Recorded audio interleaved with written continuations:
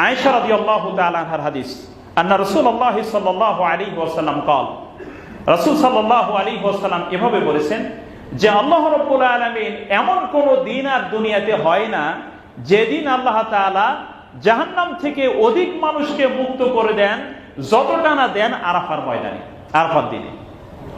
আরাফাত দিনে যে পরিমাণ মানুষকে আল্লাহ রাব্বুল আলামিন জাহান্নাম থেকে মুক্ত করে দেন, অন্য কোন দিনে তিনি এত মানুষকে জাহান্নাম থেকে মুক্তি দেন না, জান্নাতের অধিকারী করেন না।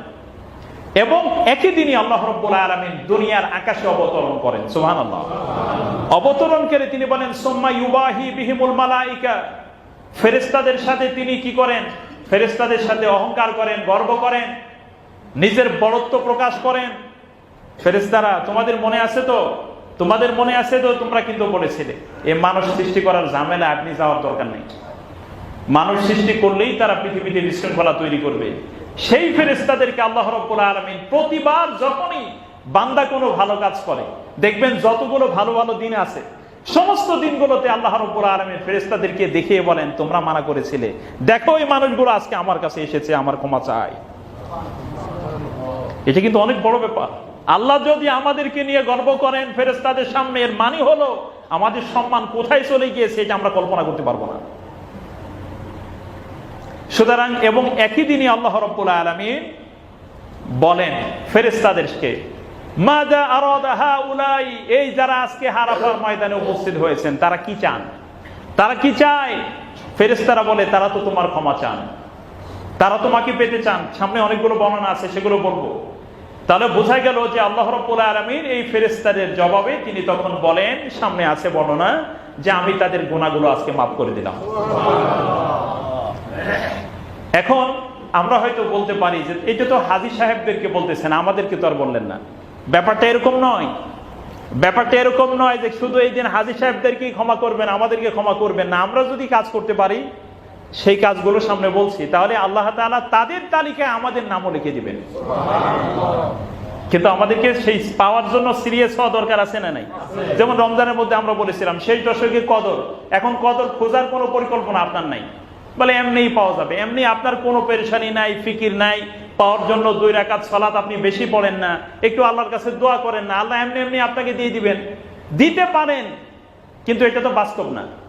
কারণ হচ্ছে আল্লাহ তাআলা বলেছেন ওয়াসআলুল্লাহ মিন ফাদলিহি, তোমরা আল্লাহর কাছে তার অনুগ্রহ চাও। কে চাইতে বলেছেন? তিনি চাইতে বলেছেন, চেয়ে নেয়াই কিন্তু কাজ। আর কোন ব্যক্তি যদি আল্লাহর কাছে না চান, তাহলে আল্লাহ রাব্বুল আলামিন কিন্তু তার কাছে রাগান্বিত হন তার প্রতি, এ আমার কাছে চায় না কেন।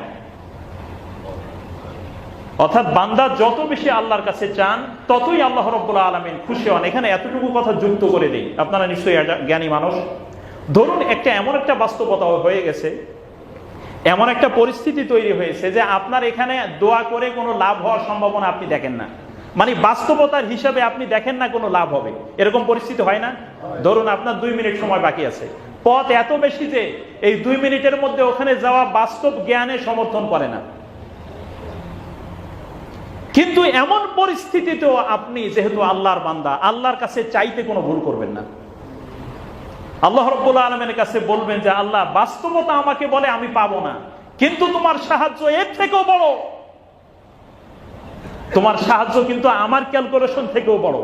আমার ক্যালকুলেশনে সাহায্য পাওয়ার কোনো যোগ্যতা আমি রাখি না, কিন্তু তোমার হিসাব সব ক্যালকুলেশনের ঊর্ধ্বে।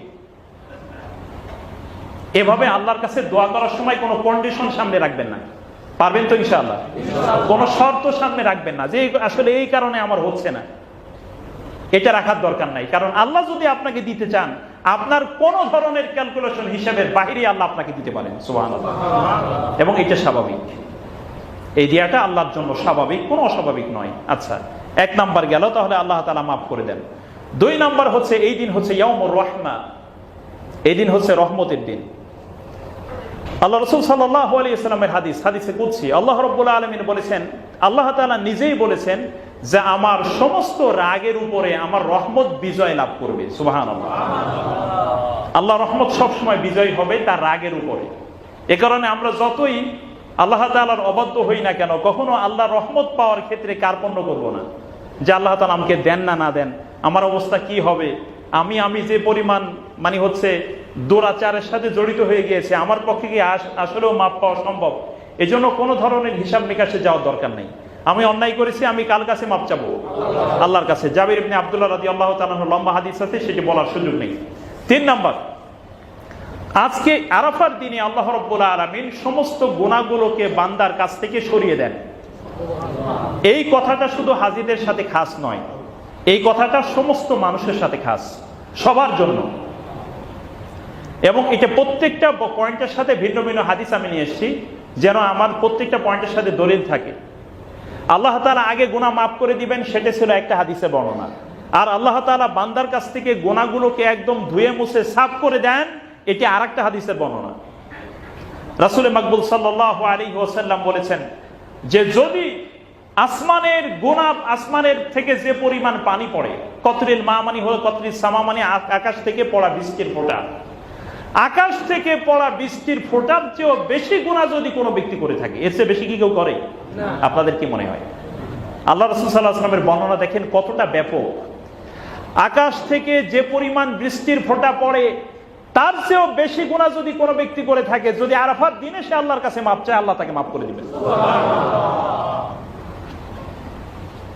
কিন্তু তিনি মাপ চাইতে পারেন কিনা, তিনি আল্লাহর কাছে মাপ চাওয়ার যোগ্য হয়েছেন কিনা, তিনি হারাম পরিত্যাগ করতে পেরেছেন কিনা, তিনি হকুল ইবাদ নষ্ট না করার সিদ্ধান্ত নিয়েছেন কিনা, সেটা হলো শর্ত। এমনি এমনি মাফ করে দিবেন, আবার পরের দিন আপনি আবার আগের জায়গায় চলে যাবেন, এটা বাস্তব নয়। তওবা যিনি করেন, তিনি তওবা সেভাবেই করবেন যেন আমার জীবন আগের থেকে পরিচালিত হয়। আসুন, তারপরে আসুন, এই দিন হচ্ছে ইয়াউমুস সিয়াম, আপনারা জানেন রোজার দিন। এই দিন কিসের দিন? আরাফার দিন হচ্ছে ইয়াউমুস সিয়াম, রোজার দিন। রাসূলুল্লাহ সাল্লাল্লাহু আলাইহি ওয়াসাল্লাম বলেছেন সাওমু ইয়াউমি আরাফা, আরাফার দিনের রোজা।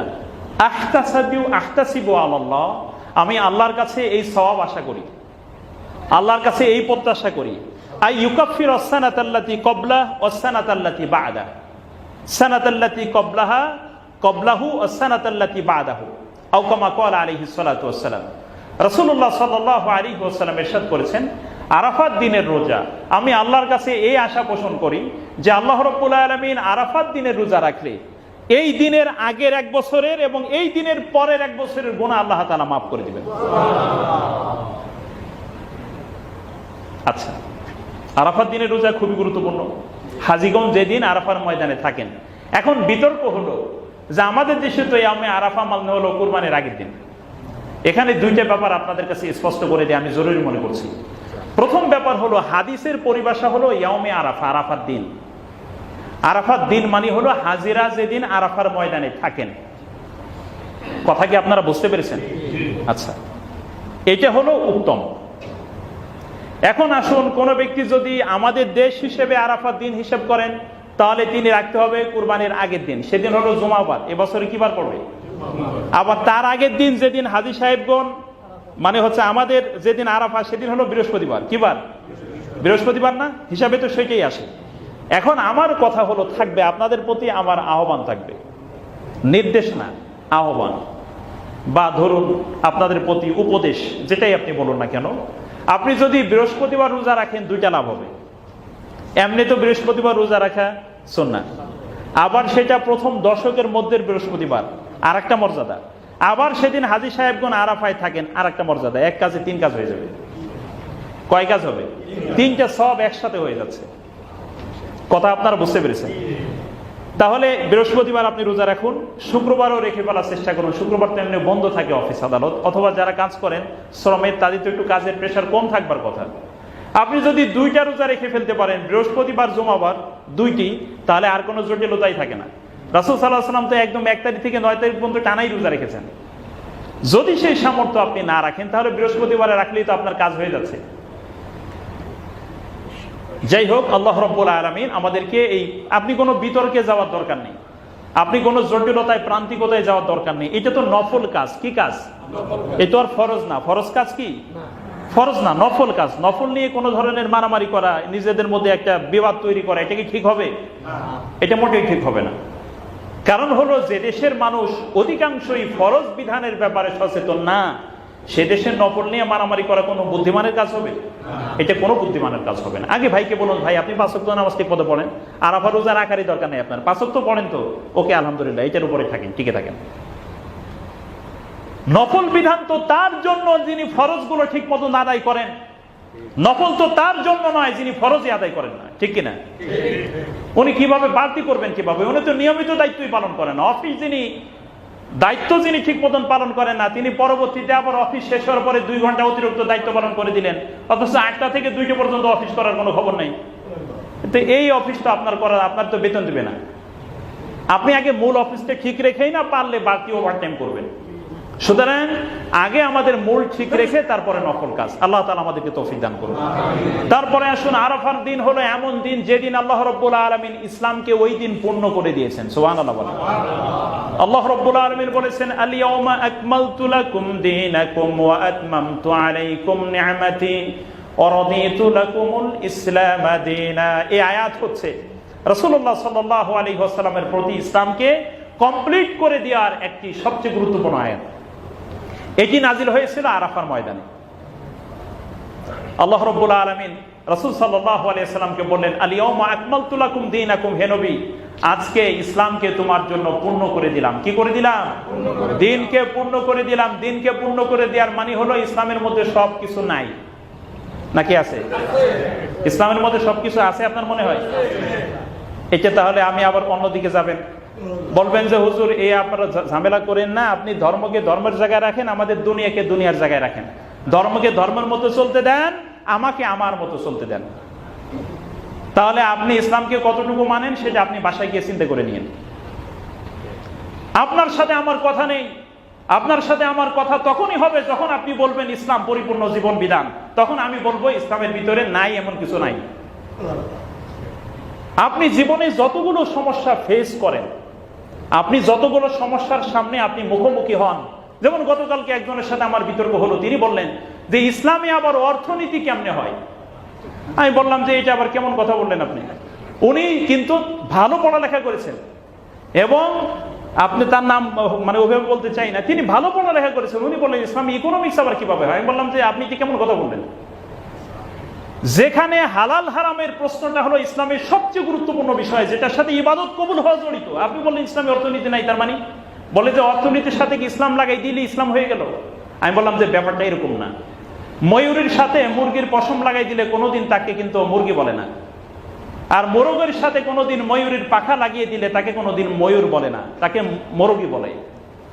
ব্যাপার হলো সেদিকে না, ব্যাপার হচ্ছে আপনি যদি ইসলামী অর্থ ব্যবস্থার দিকে না ঝুঁকেন, ধরেন আপনি পুরো সেক্টরটা বাদ করে দিলেন, বললেন যে ইসলামী অর্থনীতি আমার কোনো দরকার নেই, তাহলে আপনি তো সমস্যায় পড়ে যাবেন।